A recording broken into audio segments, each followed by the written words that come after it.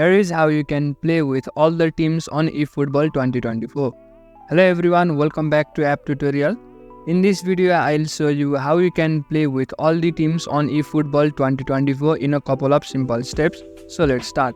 First of all, open eFootball and log into your account. After that, the first thing that you can do is go to match. Then after, scroll on the menu and select trial match. Now you can select your preferred team from various options. However, not all the teams are available in this feature. So if you can't find the team of your choice at this stage, what you can do is simply go back to the home screen. Then after, go to extras. Now select training. After that, tap on authentic team. Then go to free training. Select practice match and you will be able to play a full 90-minute game.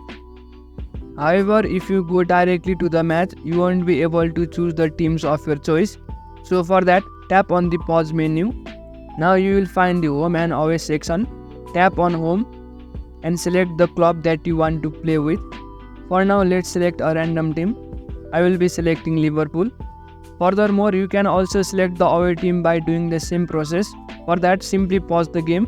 Then after, tap on away. Now select the away team of your choice.